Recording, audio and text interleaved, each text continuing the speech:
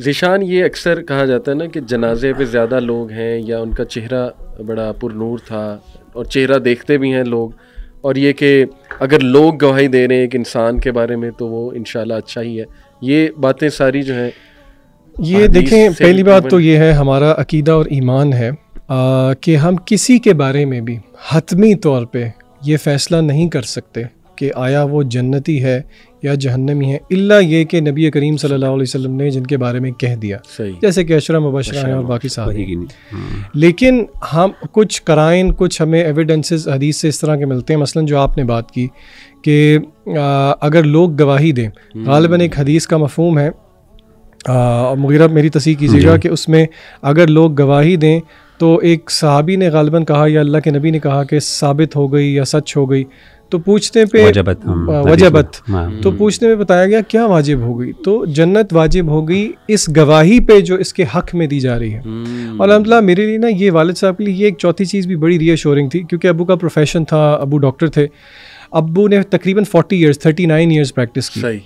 तो अक्सर ये होता है कि जनाजा पढ़ने जितने लोग जाएं उतने ही लोग कब्रिस्तान नहीं जाते। आप यकीन करें, जितने लोग जनाजा पढ़ने गए थे उतने ही लोग तदफीन के लिए भी गए, और हर कोई देखते यही कहता था कि जी डॉक्टर साहब बहुत अच्छे हैं, डॉक्टर साहब को देख के आदि था, यानी कि अच्छे अल्फाज ही में याद करते थे। तो ये डेफिनेटली एक जो है ना, यानी मुसलमानों का, आपकी हदीस का मतलब ये है कि मुसलमानों का अब किसी मैयत के बारे में अच्छी बात करना ये एक अच्छी निशानी है, ये खुशाइन बात है।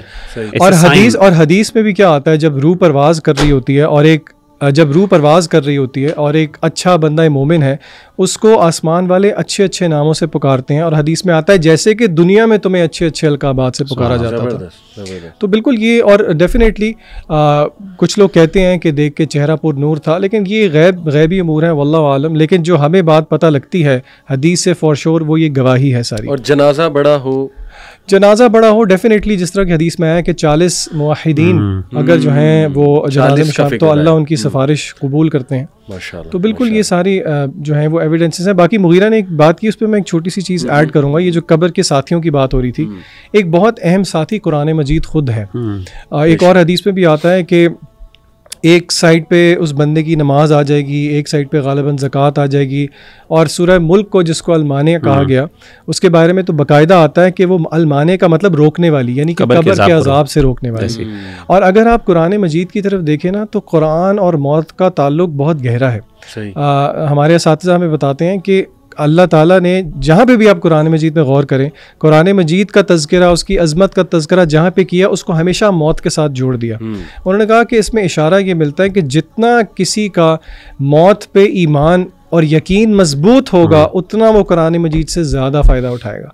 तो हमारे लिए लेसन ये है कि अगर हम अपनी कब्र अच्छी चाहते हैं, उसमें साथी चाहते हैं, तो कुरान मजीद के साथ ताल्लुक़ को मजबूत करें। और सूरह मुल्क जिस तरह के आता है कि जिसने इशा की नमाज के बाद सूरह मुल्क की रेगुलरली तिलावत की, और उलमा कहते हैं कि रेगुलर तिलावत का मतलब महज सिर्फ तिलावत नहीं है, बल्कि उसको समझा और उस पर अमल किया, तो उसको कब्र का अज़ाब इंशाल्लाह नहीं होगा। बिल्कुल।